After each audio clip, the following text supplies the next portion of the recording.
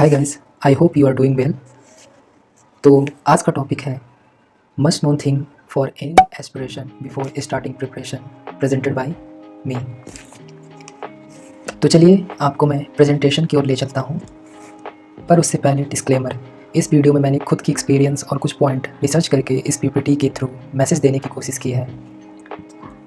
AIR all India rank 1550 Surabhi ma'am ने कुछ points बताया है। Point number 1, process is tiring but life changing. UPSC की जर्नी किसी के लिए 2 साल की होती है तो किसी के लिए पूरा अटेम्प्ट खत्म होने तक भी नहीं हो पाता। तो कहते हैं ना, थकना मना है। UPSC is like that. अगर आपकी ये जर्नी सक्सेसफुल होती है तो ये आपके लिए लाइफ चेंजिंग मोमेंट्स होगा। Second, nobody is good enough, just do what is needed.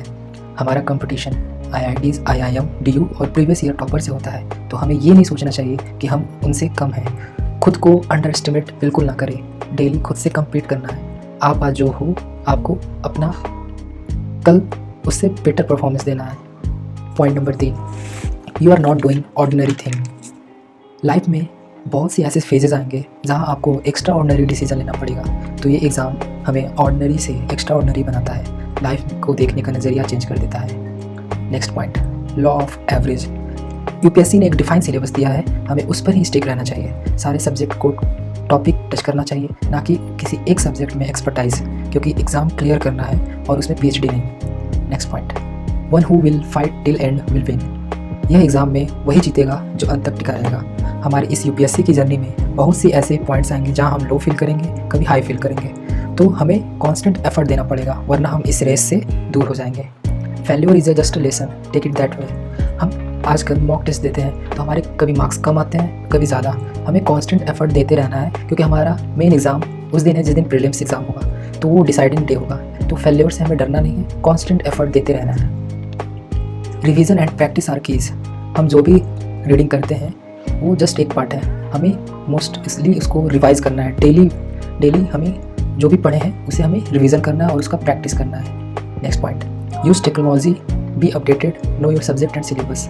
Syllabus हमारा बाइबल है, हमें सिलेबस से बाहर कुछ भी नहीं पढ़ना है। तो हमें टेक्नोलॉजी का यूज़ करके हमें अपडेटेड रहना है और हमें सिलेबस के बाहर कोई भी टॉपिक कवर नहीं करना है। स्टिक टू द सिलेबस, क्योंकि हमें यूपीएससी ने एक डिफाइन सिलेबस दिया है।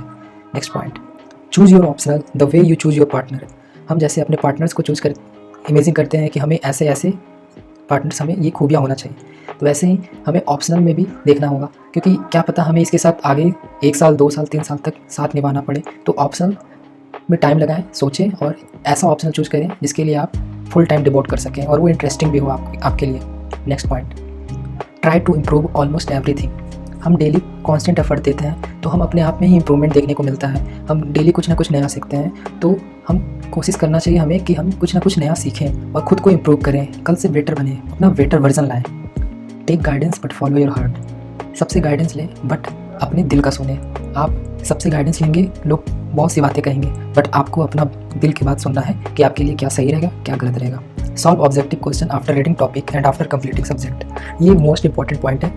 आप अगर कोई भी सब्जेक्ट रीड करते हो तो आपको उसका प्रीवियस ईयर क्वेश्चन देखना होगा, तो उससे आपको पता चलेगा कि हमें क्या पढ़ना है और क्या नहीं पढ़ना है, क्या काम की चीज़ है, क्या काम की चीज़ नहीं है। तो जो भी आप टॉपिक लेते हो तो उसके 4 से 5 objective question previous year paper से या फिर किसी ऑनलाइन पोर्टल से जाकर आप जरूर दें, इससे आपका कॉन्सेप्ट क्लियर होगा।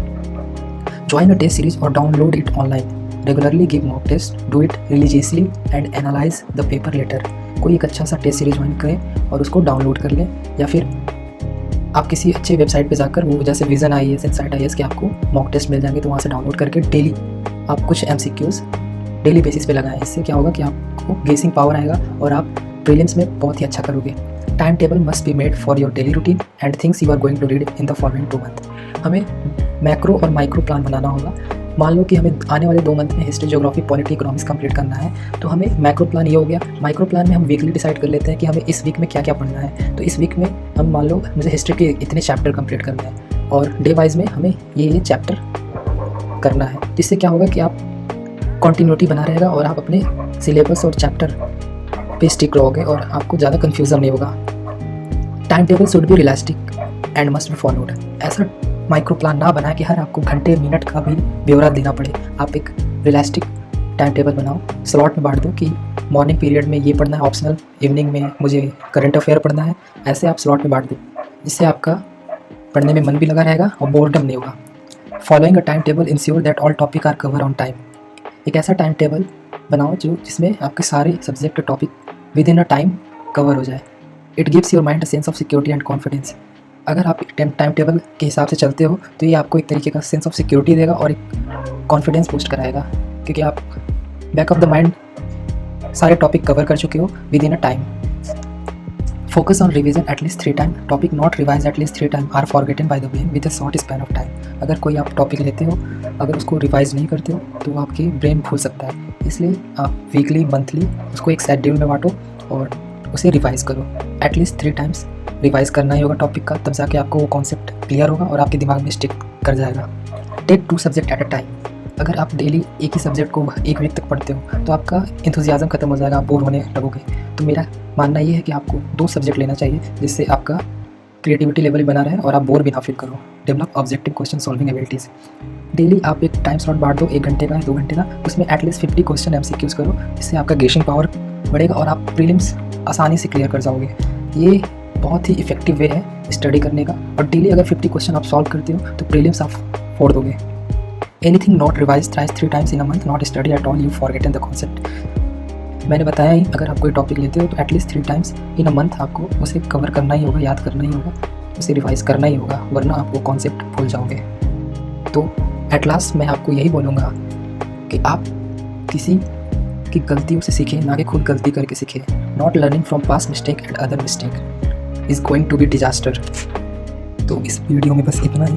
अगर आपको अच्छा लगा तो लाइक करें। अगर आपको कोई क्वेरी है तो आप मुझे मेरे इंस्टाग्राम पे जाकर अपना क्वेरी पुट कर सकते हैं। Thank you guys.